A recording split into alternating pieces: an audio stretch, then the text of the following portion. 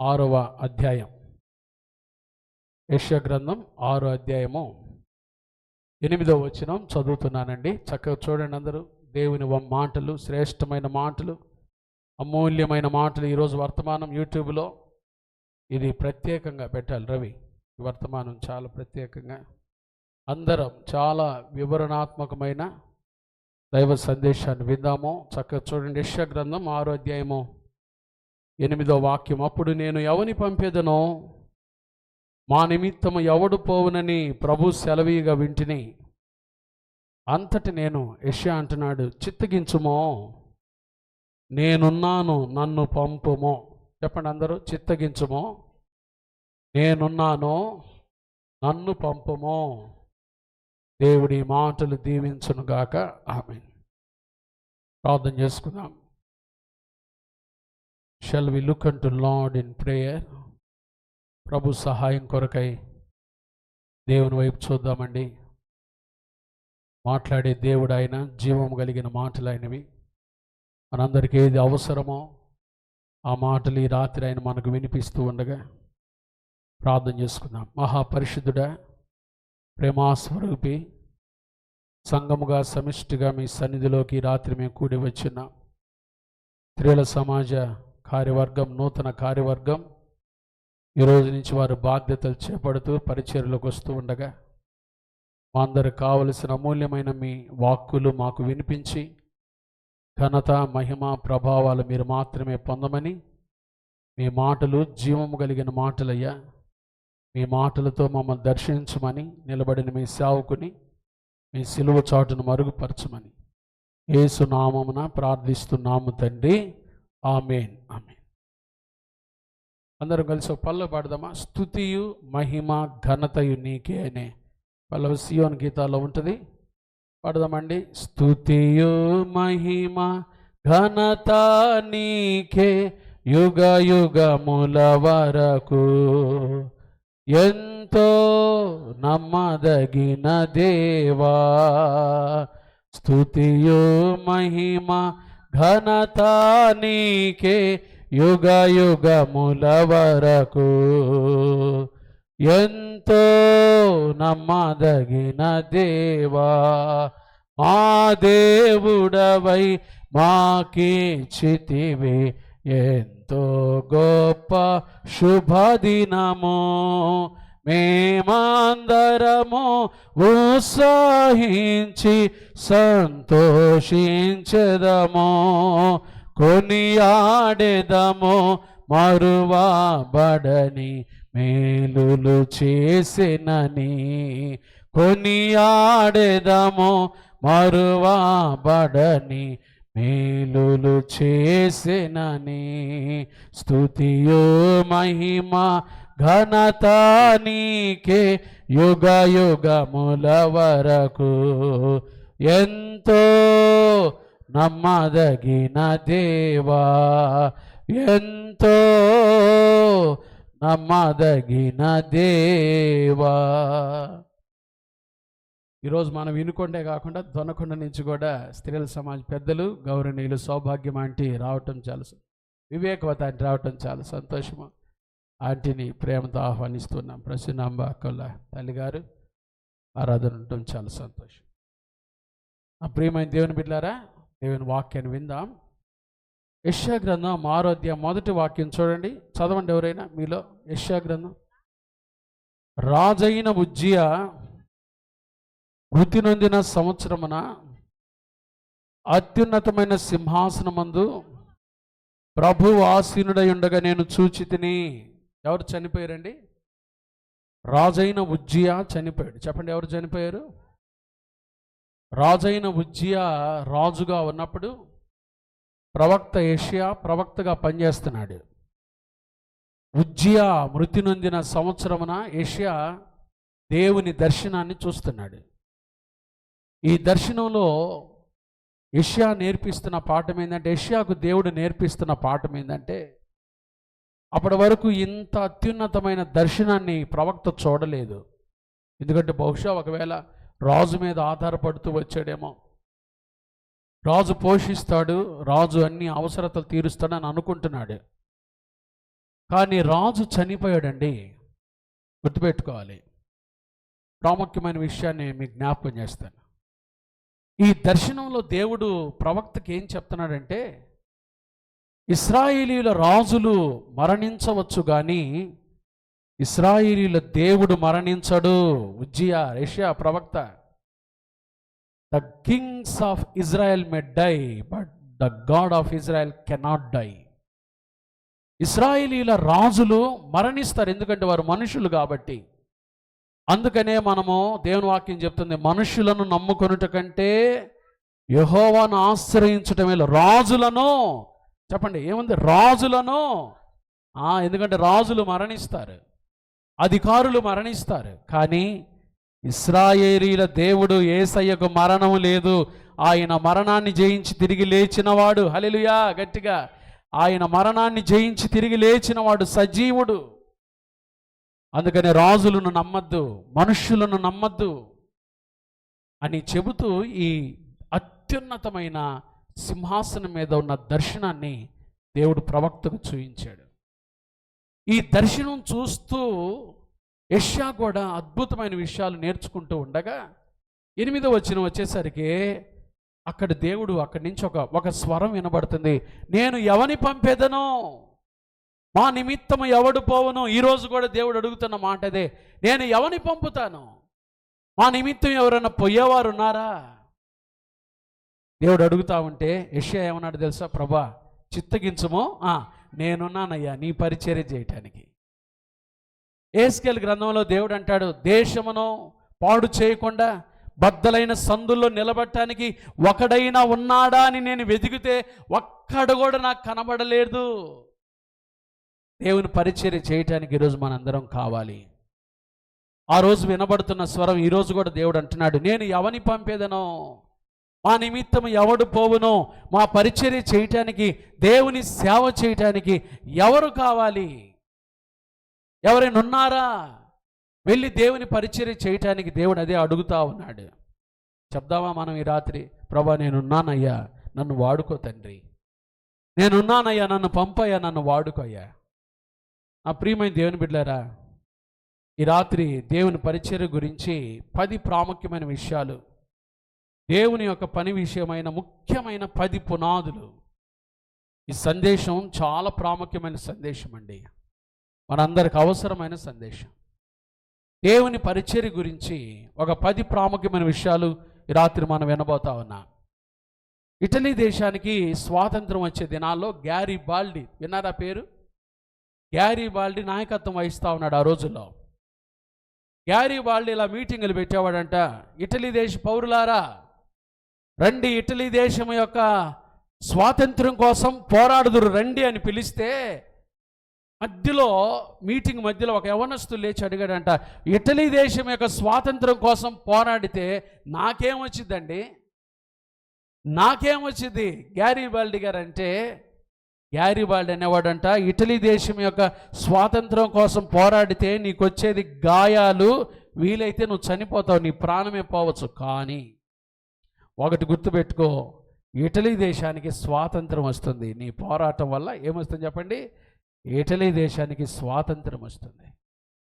దేవుని పరిచర్య చేస్తే నాకేమొస్తుంది పాస్టర్ గారు? దేవుని పరిచర్య చేస్తే నాకేమొస్తుంది? మనకేమీ రాదు. కానీ దేవుని పరిచర్య చేయటం వలన దేవుని రాజ్యం ఏమవుతుంది? విస్తరించబడుతుంది. క్రైస్తవం యొక్క మూల పదం అదే. The keyword of Christianity is expansion. విస్తరించబడాలి. మన మూలంగా దేవుని పరిచర్య విస్తరించబడాలి. ప్రభువును తెలుసుకుని వారు తెలుసుకోవాలి, ప్రభు దగ్గరికి రావాలి. అదే మన యొక్క ఆశయము. దేవుని పరిచర్య మనందరం కూడా చేయాలి. దేవుని పరిచర్య కొరకై దేవుడు పిలుస్తున్నాడు. నేను ఎవరిని పంపేదనో, మా నిమిత్తం ఎవడు పోవునంటే యెషయా అంటున్నాడు, నేనున్నానయ్యా, నన్ను వాడుకోదేవా. దేవుని పరిచర్య గురించి అమూల్యమైన 10 విషయాలు చాలా క్లుప్తంగా చెప్తాను. ఒకదానితో ఒకటి రాసుకుందాం. చూడండి, ఒకటి, మీ దగ్గర నోట్స్ పెన్నులుంటే, రాసుకునే అలవాటు ఉంటే ఇది 10 మందికి షేర్ చేయండి. వర్తమానం మీరు కూడా తెలియపరచండి ఎవరికైనా. మొదటిది, దేవుడు ప్రతి వ్యక్తిని పిలుస్తున్నాడు. Everyone is called by God. దేవుడు ప్రతి వ్యక్తిని పిలుస్తున్నాడు. ఇక్కడ ఇమానుయేల్ తెలుగు బ్యాప్టిస్ట్ చర్చిలో మనల్నే కాదండి, లోకంలో ఉన్న వారందరిని కూడా దేవుడు పిలుస్తున్నాడు. చూడండి, కొరింథీయులకు రాసిన మొదటి పత్రిక 7వ అధ్యాయం. అపోస్తలుడైన పౌలు కొరింథీయులకు రాసిన మొదటి పత్రిక 7వ అధ్యాయం 20వ వచనం. ప్రతివాడు ఏ స్థితిలో పిలువబడినో ఆ స్థితిలోనే ఉండవలెను. అంటే ప్రతివాడు పిలువబడుతున్నాడు, యేసయ్య పిలుస్తున్నాడు. మత్తయి సువార్త 11:28 చెప్పిన రీతిగా ప్రయాసపడి భారం మోయిచున్న సమస్త జనులారా, ఏమన్నాడండి యేసయ్య? వినుకొండలో ఇమానుయేల్ తెలుగు బ్యాప్టిస్ట్ చర్చిలో కూర్చున్న మీరే అన్నాడా? చెప్పండి, ఎవరిని పిలుస్తున్నాడు? సమస్త జనులారా పిలుస్తున్నాడు. నా యొద్దకు రండి, కమ్ అన్ టు మీ. నా యొద్దకు రండి, నా యొద్దకు వచ్చు వానిని నేను ఎంత మాత్రం బయటికి త్రోసివేయను. ఇంకా చాలామంది రాలేదండి, యేసయ్య దగ్గరికి రాలేదు. ప్రభు పిలుస్తున్నాడు. బూదిగంత నివాసులారా, నా వైపు చూచి రక్షణ పొందండి. లోబడనలని ప్రజల కొరకు దినమెల్లయు నా చేతులు చాపి ఉన్నాను. ప్రభు పిలుస్తున్నాడు, కానీ ఇంకా చాలామంది ప్రభు పిలుపుని అందుకొని రాలేకపోతున్నారు. రాత్రి వచ్చావా నువ్వు? దేవుడు ప్రతి వ్యక్తిని, ప్రతివాడు ఏ స్థితిలో పిలువబడినో ఆ స్థితిలో ఉండాలి. అంటే ప్రతి వ్యక్తిని యేసయ్య పిలుస్తున్నాడు. ఎందుకు పిలుస్తాడు? ఒకటి, విడుదల కొరకై పిలుస్తాడు. నీ పాపం నుంచి విడిపించుట కొరకై పిలుస్తున్నాడు. రెండవది, విడిపించబడిన నీవు ప్రతిష్ఠించుకొనుటకై, దేవునికి ఒక ప్రతిష్ఠ కలిగిన జీవితం, ప్రత్యేకమైన జీవితం జీవించుట కొరకై పిలుస్తున్నాడు. మూడవది, దేవుడు నీకు ఒక బాధ్యత ఇవ్వటానికి పిలుస్తున్నాడు. ఆ బాధ్యతలో నువ్వు నమ్మకంగా ఉంటే, ఆ పై మూడింటిలో నువ్వు నమ్మకంగా ఉంటే అధికారం ఇవ్వటం కొరకు పిలుస్తున్నాడు. ఒకటి, పిలుస్తున్నాడు. ఎందుకు పిలుస్తున్నాడు? పాపం నుంచి విడిపించుట కొరకై, లోకం నుంచి విడిపించుట కొరకై పిలుస్తున్నాడు. రెండవది, ప్రత్యేకముగా జీవించుట కొరకై పిలుస్తున్నాడు. మూడవది, నీకు ఒక బాధ్యత ఇవ్వాలని పిలుస్తున్నాడు. ఈ పై మూడింటిలో నువ్వు ఎప్పుడైతే నమ్మకంగా ఉంటావో దేవుడు నీకేమిస్తాడు చెప్పండి? అధికారం ఇస్తాడు. అధికారముతో నిన్ను వాడుకుంటాడు. కాబట్టి దేవుడు పిలుస్తున్నాడు. మొదటి మాట, దేవుని పరిచర్యలో మనం తెలుసుకోవాల్సిన మొదటి మాట, దేవుడు మన అందరినీ పిలుస్తున్నాడు. Everyone is called by God. రండి, ప్రభు పిలుస్తున్నాడు. నేను ఎవరిని పంపేదనో అందరికి వినబడుతుంది ఈ స్వరం. కొంతమంది వింటున్నారు, లోబడి వస్తున్నారు. మొదటి మాట, దేవుడు ప్రతి వ్యక్తిని పిలుస్తున్నాడు. రెండవది, పిలిచిన దేవుడు మనకు సామర్థ్యం అనుగ్రహించువాడు. దేవుడు పిలిచి ఏమిస్తాడు చెప్పండి? రెండవది, నీకు సామర్థ్యం ఇస్తాడు. సామర్థ్యం ఆయన కాడుంది. దేవుడు మోషేని పిలిచాడు, మోషే వచ్చాడు. అంతే, మోషే 40 లక్షల కాల్బలాన్ని నడిపించే శక్తి సామర్థ్యమో మోషేకు లేదు, కానీ ఇచ్చింది ఎవరు? దేవుడే. మైక్ లేదండి ఆ రోజుల్లో. ఇప్పుడు మైక్లో మాట్లాడుతున్నాం ఇంతమందికే, కానీ 40 లక్షల కాల్బలంతో మాట్లాడాడు మోషే. మైక్ లేదు, బలము తగ్గిపోలా. 120 సంవత్సరాల వరకు కూడా సామర్థ్యం ఇచ్చేవాడు దేవుడే. నోవాని పిలిచాడు. నోవా, నువ్వు నా కొరకు ఒక ఓడ కట్టాలన్నాడు. ఆ రోజుల్లో ఓడలే లేవు, కానీ ఓడగట్టే సామర్థ్యం ఎవరిచ్చారు చెప్పండి? దేవుడే ఇచ్చాడు. పేతురుని పిలిచాడు, రా నా వెంబడి రా, నిన్ను మనుషులను బట్టి జాలర్లుగా చేస్తానన్నాడు. పేతురు ఎప్పుడైతే లోబడి వచ్చాడో 3,000 మంది వాక్యం చెప్తే ఒకరోజు ఎంతమంది మారారు చెప్పండి? 3,000 మంది బాప్తీసం తీసుకున్నారు. అది మొదటి పెంతుకోస్తు. రెండవ పెంతుకోస్తు మన దగ్గర జరిగింది గుండ్లకమ్మలో. 2,222 మంది బాప్తీసం తీసుకున్నారు ఒకే రోజు, క్లౌదర్ గారి సమయంలో గుండ్లకమ్మ నదిలో.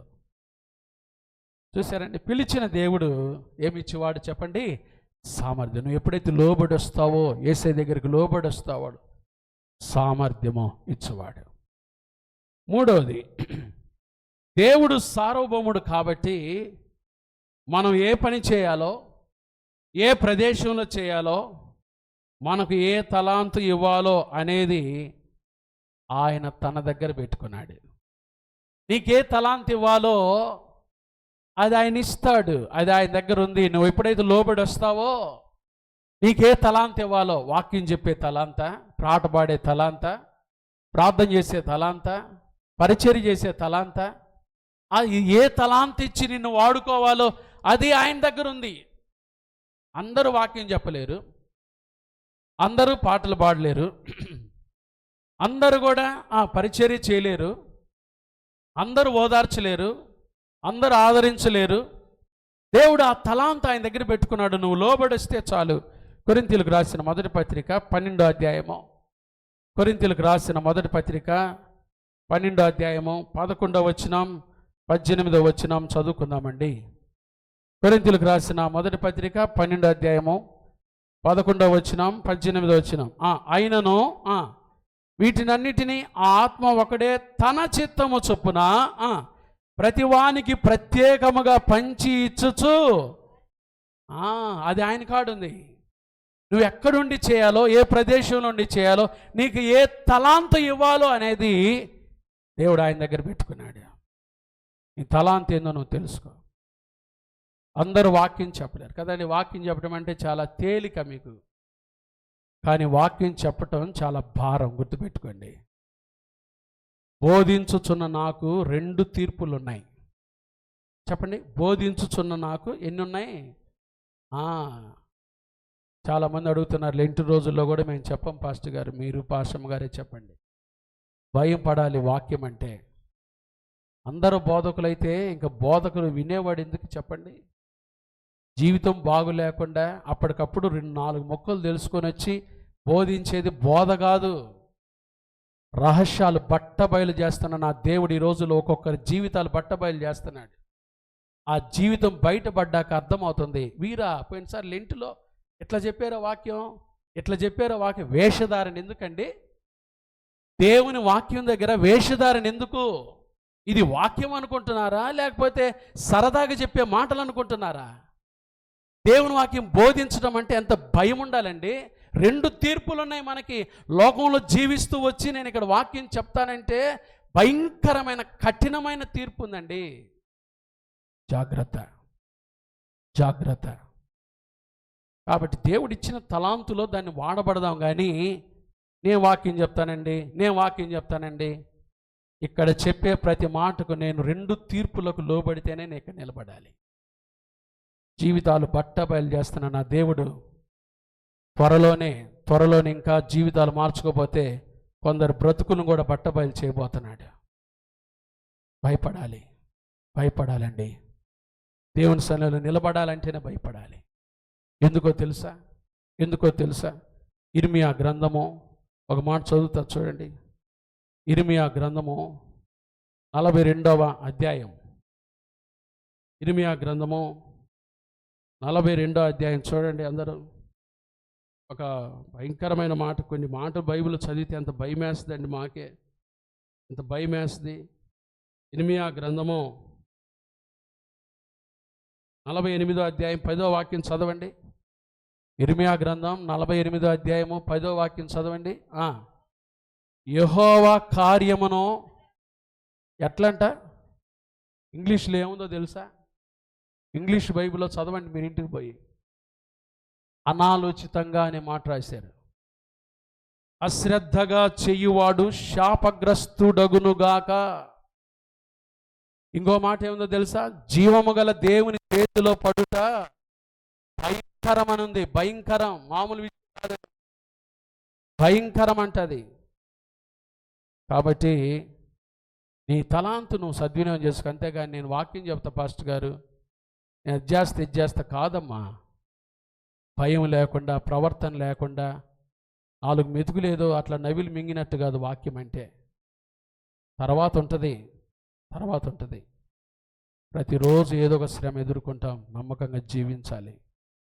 నమ్మకత్వం లేకుండా జాగ్రత్త. 3వ విషయం, మనం తలాంతు దేవుని చేతిలో పెట్టుకున్నాడు. 4వ మాట, పరిచర్య ఏదైనా కానీ దేవుని దృష్టిలో ఏ ప్రదేశంలో ఎక్కడ చేసినా అది సమానమే. All ministries are equal in the sight of God. గుర్తుపెట్టుకోవాలండి. ఇక్కడ వాక్యం చెప్పే 1,00,000 మంది ముందు వాక్యం చెప్పేవాడికి దేవుడు ఎంత ఇస్తాడో, నమ్మకంగా చర్చి ఊడ్చినా నీకు అదే ఇస్తాడు.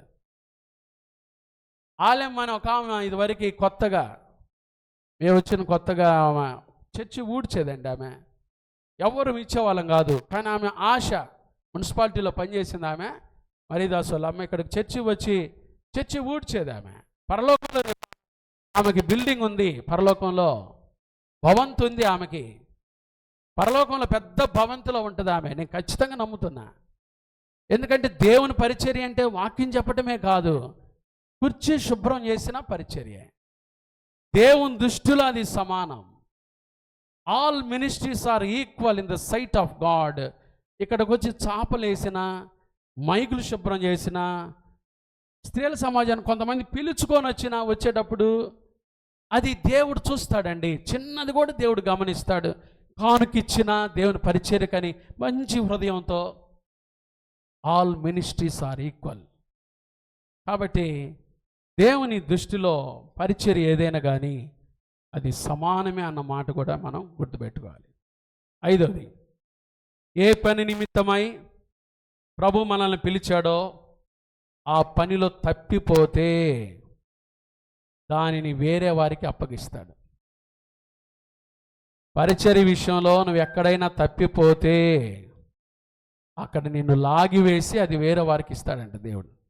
సమూయేలు మొదటి గ్రంథం 15వ అధ్యాయం చూడండి. సమూయేలు మొదటి గ్రంథము 15వ అధ్యాయము 28వ వచనం. అప్పుడు సమూయేలు అతనితో ఇట్లనెను, నేడు యెహోవా ఇశ్రాయేలీయుల రాజ్యమును నీ చేతిలో నుండి లాగివేసి. ఏం చేశాడండి? సౌలు చేతిలో నుండి. ఎందుకు లాగేశాడు? ఎందుకు లాగివేశాడు? నమ్మకంగా లేడు, పరిచర్యలో నమ్మకంగా లేడు కాబట్టి లాగివేశాడు. దేవుడు లాగివేస్తాడు. పరిచర్య దేవుడు అప్పగించిన పరిచర్య అని భయం లేకుండా, నమ్మకత్వం లేకుండా చేస్తే ఒక దినాన్ని ఏం చేస్తాడు చెప్పండి? లాగివేసి నీకంటే ఉత్తముడైన దావీదు చేతికి అప్పగించాడు. అవునండి. 28వ కీర్తనలో కూడా దావీదు ఆ మాట గుర్తు చేసుకున్నాడు. కీర్తనలు 28వ సంకీర్తన 3వ వాక్యం చూడండి. 3వ వాక్యం 28వ సంకీర్తన 3వ వాక్యం. భక్తిహీనులను పాపము చేయువారిని నీవు లాగివేయునట్టు ఏం చేస్తాడంటే దేవుడు లాగివేస్తాడంతే. దేవుని పరిచర్యలో నమ్మకత్వం లేకపోతే, వినయ భయభక్తులు లేకపోతే లాగివేసి వేరే వారికి అప్పగిస్తాడు. అప్పుడు ఏం జరిగిద్దో తెలుసా? నీవు వలన నువ్వు పొందుకునే బహుమానాలు వేరే వాళ్ళు పొందుకుంటే దుఃఖపడతావు. జాగ్రత్తగా చేయాలి. మోషే నుంచి వెంటనే లాగివేశాడు, యెహోషువకి ఇచ్చేసాడు. ఏలియా నన్ను తీసుకోయ్యా, ఇంక నేను చేయలేను అన్నాడు, తీసేశాడు, ఎలీషాకి ఇచ్చేసాడు. సౌలును లాగేశాడు, దావీదుకి ఇచ్చేసాడు.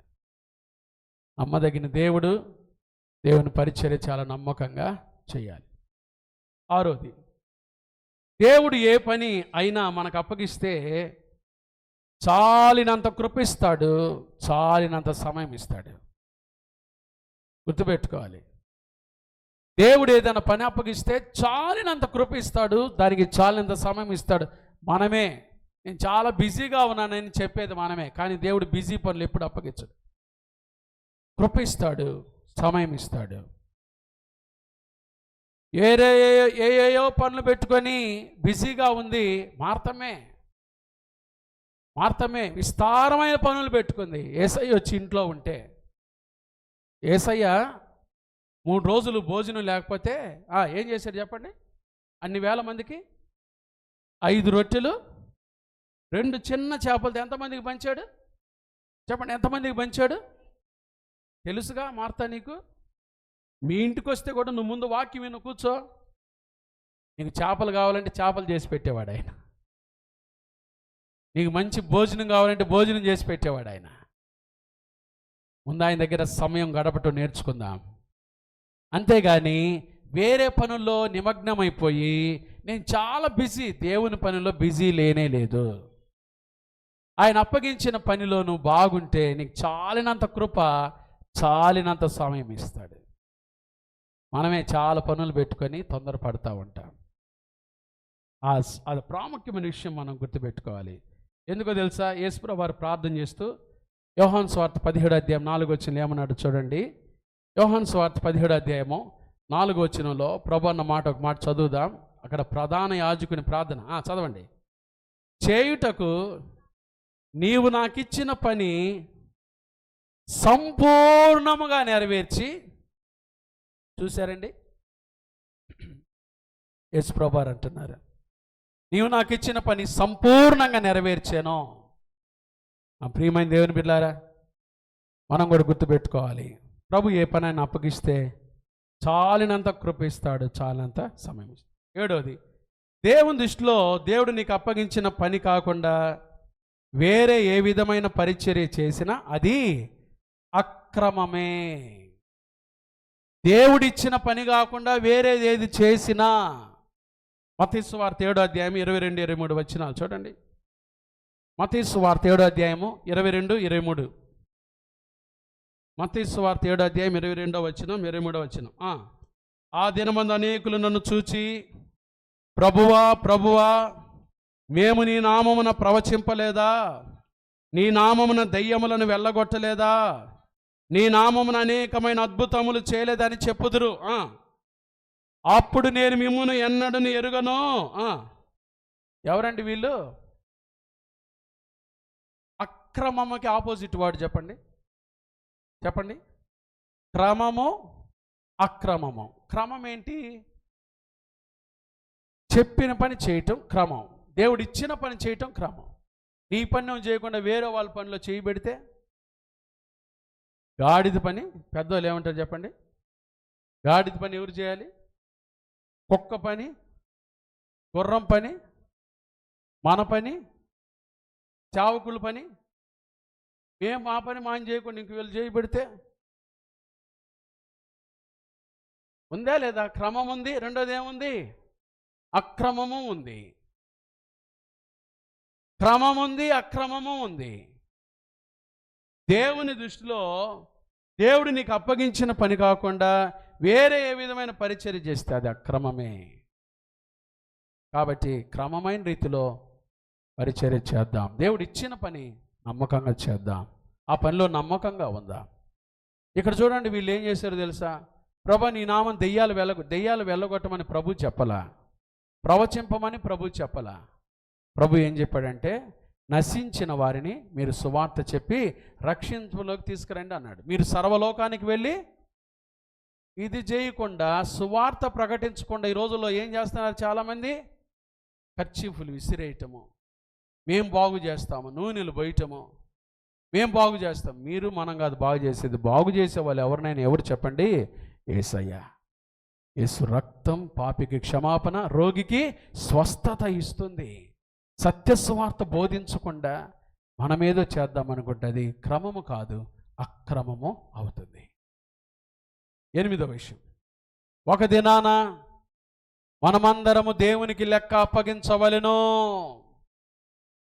We should remember one day we are all accountable to God. Accountability ఉంది దేవుని సేవలో.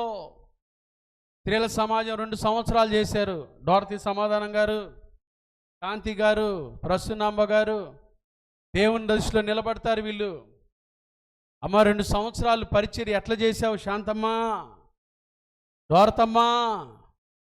ప్రభు అడుగుతాడు, ఏదో రావాలి కాబట్టి వచ్చానయ్యా, అది కూడా విసుక్కుంటా వచ్చానయ్యా అంటే ప్రభు చూస్తాడు. ప్రభు చూస్తాడు. ఎందుకో తెలుసా? చూడండి, రోమాపత్రిక 14వ అధ్యాయం 12వ వచనం.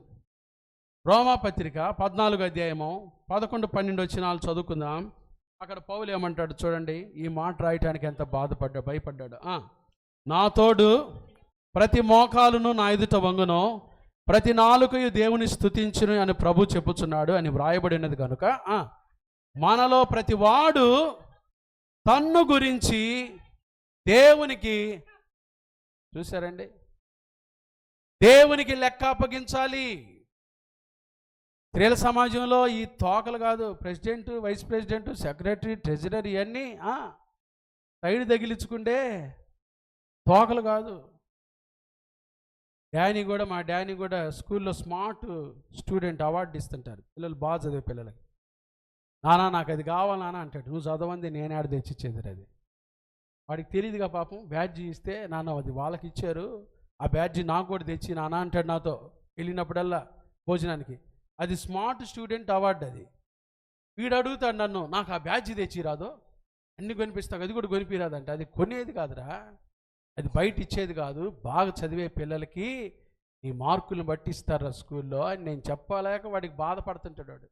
అది కొనివు నాకు, అది కొనివు. కాబట్టి అవి మనకి బ్యాడ్జీలు కాదమ్మా, ఈ బాధ్యతలు. పరిచర్య విషయంలో ఒకరోజు మనందరం కూడా దేవుడు అప్పగించిన పని విషయమై దేవునికి ఏం చెప్పాలి? లెక్క చెప్పాలి. స్త్రీల సమాజ ప్రెసిడెంట్ అయ్యావు సుమలత జోసఫ్ గారు, ఎన్ని వారాలు స్త్రీల సమాజానికి వచ్చావంటే, ప్రభువా ఏదో 2 వారాలు వచ్చిపోయాలే ప్రభా అంటే కుదరదు. కుదిరిద్దా? మేము అడగం. నన్ను కూడా మనందరు ఎవరు అడుగుతాడంటే లెక్క చెప్పండి, ఎవరు అడుగుతారు? దేవుడు లెక్క అడుగుతాడని పౌలు భయపడ్డాడు ఈ మాట రాయటానికి. మనలో ప్రతి వాడు తన్ను గురించి దేవునికి ఏం చెప్పాలి? లెక్క అప్పగించవాలి. కాబట్టి దాని విషయమై జాగ్రత్తగా చేయాలి. 9వది, ఆయన నిర్ణయించిన ప్రదేశంలో ఉండి ఆయన నిర్ణయించిన పని చేస్తూ ఉంటే ఆయన నిర్ణయించిన జీతం ఇస్తాడండి. దేవుడు పనిని సక్రమంగా చక్కగా చేస్తే దేవుడు నిన్ను ఒట్టిగా చేయించుకోడు. ఇక్కడ మీరు దేవుని మందిరంలో చేసే పరిచర్యను బట్టి దేవుడు మిమ్మల్ని మీ కుటుంబాలు ఎంతగా ఆశీర్వదిస్తాడు, జీతం ఇస్తాడు. ప్రకటన గ్రంథం 22వ అధ్యాయము, ప్రకటన గ్రంథం 22వ అధ్యాయం 12వ వాక్యం ఏముందో చూడండి. ప్రకటన గ్రంథం 22వ అధ్యాయము 12వ వాక్యం చెప్పండి. ఇదిగో త్వరగా వచ్చుచున్నాను, వాని క్రియ చొప్పున ప్రతి వానికి ఇచ్చుటకు నేను సిద్ధపరిచిన జీతమో.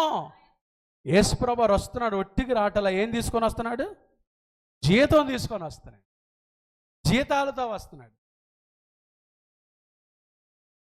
9వ తారీఖు వచ్చింది, ఇంకా జీతం వల్లేదు పాస్టర్ గారు, మాకు ఎప్పుడు వేస్తారు మీరు అనుకుంటున్నారు ఇక్కడ. కానీ యేసయ్య ఎప్పుడు వచ్చినా దేంతో వస్తున్నాడు? మనందరికీ ఆయన పనిని మనం నమ్మకంగా చేస్తే, నమ్మకమైన మనసుతో చేస్తే ఆయన సిద్ధపరిచిన జీతం ఇస్తాడు, నీ కుటుంబాన్ని ఆశీర్వదిస్తాడు. ఆఖరి విషయం చెప్పి ముగిచ్చేస్తాను.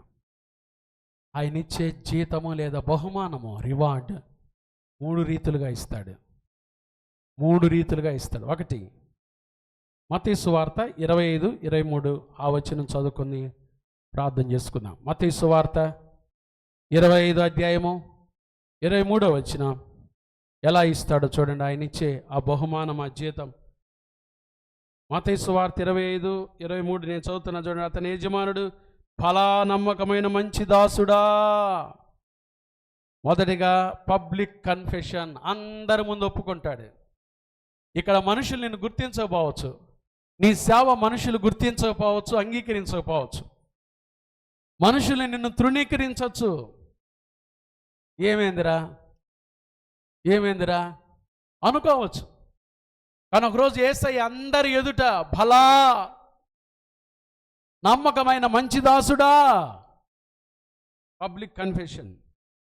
2వది 23వ వచనం, నీవి కొంచెములో నమ్మకముగా ఉంటివి కాబట్టి నిన్ను అనేకమైన వాటి మీద నియమించేదను. రూలర్షిప్, అధికారం ఇస్తాడు.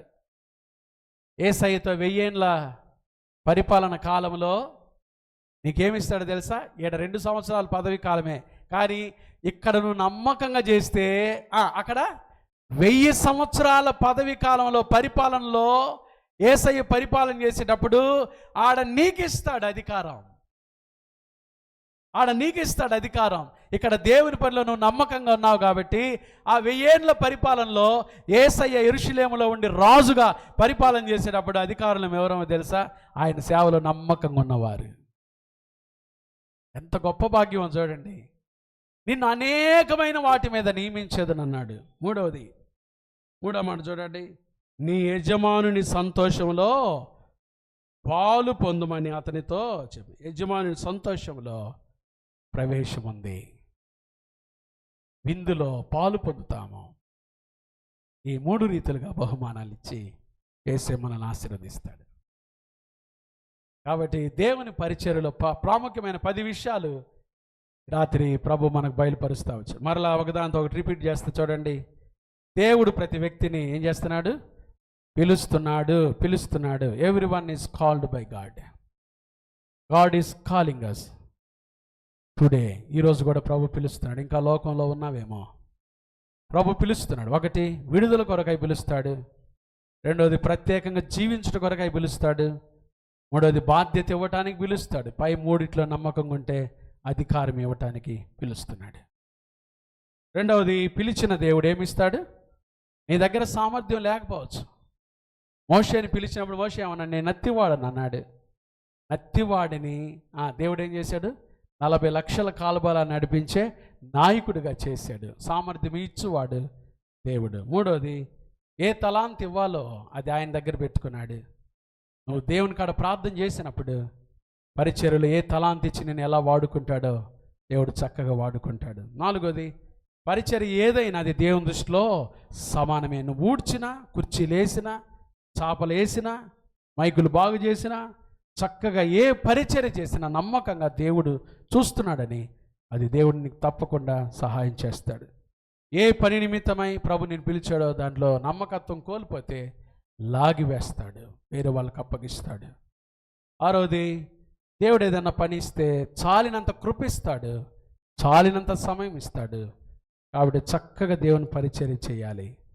దేవుని దృష్టిలో ప్రభు అప్పగించిన పని కాకుండా వేరే పనులు చేయబడితే అది ఏమవుతుంది? అక్రమం అవుతుంది. నీకు ఇచ్చిన పని నువ్వు చేయాలి, నమ్మకంగా చేయాలి. ఒక దినాన్ని మనందరం దేవునికి ఏం చెప్పాలి? లెక్క చెప్పాలి. మన గురించి దేవుడిచ్చిన బాధ్యత విషయంలో లెక్క చెప్పడానికి సిద్ధపడదాం, జాగ్రత్తగా చేద్దాం. ఆయన నిర్ణయించిన ప్రదేశం నుండి ఆయన నిర్ణయించిన పని చక్కగా చేసినప్పుడు దేవుడు ఏమిస్తాడు? జీతం ఇస్తాడు. ఒట్టిగా చేయించుకోడు ఆయన పనిని, జీతం ఇస్తాడు, ఆశీర్వదిస్తాడు, ఈ కుటుంబాలను ఆశీర్వదిస్తాడు. ఆఖరిగా ఆయన ఇచ్చే బహుమానం లేదా జీతము 3 రీతులుగా ఇస్తాడు. ఒకరోజు ఆయన మనుషులందరి ముందు ఏం చేయబోతున్నాడు? ఒప్పుకోబోతున్నాడు. బలా నమ్మకమైన మంచి దాసుడా, మనుషులందరి ముందు ఒప్పుకుంటాడు. రెండవది చెప్పండి, అధికారం ఇస్తాడు. ఆయన పరిపాలనలో ఆయనతో కూడా పరిపాలన చేసే భాగ్యం ఇస్తాడు. యజమానుని సంతోషంలో పాలు పంపులు పొందే భాగ్యం ఇస్తాడు. ఈ 10 విషయాలు గుర్తుపెట్టుకొని దేవుని పని నమ్మకంగా చేయుటకు, ఆయన ఇచ్చిన కృపతో చేయటానికి, సామర్థ్యంతో చేయటానికి పరిశుద్ధాత్మ దేవుడు అట్టి కృప మనందరికి దయచేయునుగాక. ఆమేన్. ప్రార్థన చేస్తాను. కళ్ళు మూసుకోండి. ప్రార్థన చేస్తాను. అందరూ 1 నిమిషం తలలు వంచాలి. ఎక్కడున్న వారు అక్కడ కళ్ళు మూసుకోండి. ప్రభువా, నీ పరిచర్య గురించి 10 విషయాలు ఈ రాత్రి మాకు వినిపించారు. ఈ 10 మా ఆత్మీయ జీవితాలకు మేము అన్వయించుకుంటున్నాం, మా జీవితాలకు వీటిని అప్లై చేసుకుంటున్నాము. ఈరోజు మొదలుకొని మీ పరిచర్య గురించి ఇంత జాగ్రత్త కలిగి, ఇంత శ్రద్ధ కలిగి, ఇంత నమ్మకత్వం కలిగి చేయటానికి మీ కృప మాకు దయచే దేవా. దేవుని అడుగుదామా? దేవా, నీ కృప మాకు దయచేయ్యా. ఈ 10 విషయాలు మా జీవితానికి అన్వయించుకొని చక్కగా మేము పరిచర్య చేస్తామో, మీరు ఇచ్చిన బాధ్యతను చక్కగా స్వీకరిస్తామో, నమ్మకంగా చేస్తామేసయ్యా అని దేవుని కాడ తీర్మానం తీసుకోవడానికి ఇష్టపడదాం. ఈ రాత్రి నేను మీ కొరకు ప్రార్థన చేయబోతున్నాను. పాస్టర్ గారు, నా కొరకు ప్రార్థన చేయండి. ఈ 10 విషయాలు కూడా నేను శ్రద్ధగా చూసుకొని దేవుని పనిలో నమ్మకంగా ఉంటాను పాస్టర్ గారని, దేవుని కొరకు నమ్మకంగా జీవిస్తాను పాస్టర్ గారని తీర్మానం తీసుకునే వాళ్ళు ఎవరు ఉంటే మీ చేతులు చూపిస్తారా? మీ కొరకు నేను ప్రార్థన చేస్తాను. ఎవరు భయపడద్దు, సిగ్గుపడద్దు. దేవుని సన్నిధిలో మనం ఉన్నాము. ఈ 10 విషయాలు మన ఆత్మీయ జీవితాలకు అన్వయించుకొని ప్రభు బిడ్డలంగా నమ్మకంగా దేవుని పరిచయలో సాగిపోదాం. God bless you, God bless you. చేతులు దించండి. ప్రార్థన చేస్తాను. మహాపరిశుద్ధుడా, దయగల దేవా, ప్రేమా స్వరూపి, నీకు స్తోత్రాలయ్యా. మీ పరిచర్య గురించి 10 ప్రాముఖ్యమైన విషయాలు మీరు మాకు తేట తెల్లంగా బోధించారు. విన్న వాక్యాన్ని మా హృదయంలో నీరు కట్టి ఫలింపచేయండి. మా ఆత్మీయ జీవితాలకు అన్వయించుకొని జాగరూకులమై జాగ్రత్తగా, శ్రద్ధగా, నమ్మకంగా మీ పరిచర్య చేయటం కృప దయచేయండి. ఏలైనగా మీ దేవుడు దహించు దగ్ని అయి ఉన్నాడు. కాబట్టి వినయ భయభక్తులతో ప్రీతికరమైన సేవ చేయదమని మీ వాక్యం సెలవిస్తూ ఉండగా ఎదుట వినయ భయభక్తులతో నమ్మకంగా మీరు అప్పగించిన బాధ్యతలు చేపట్టకు మా బిడ్డలకు మా అందరికీ అట్టి కృప దయచేయమని, పరిచర్య ఏదైనా మీరు చూస్తున్నానని భయభక్తులతో మేము చేయుటకు మీ కృప దయచేయమని, వాక్యం అందరిలో నీరు కట్టి ఫలింపజేసి ఆశీర్వదించమని యేసు నామమున ప్రార్థిస్తున్నాము తండ్రి. ఆమేన్. ఆమేన్. అవకాశం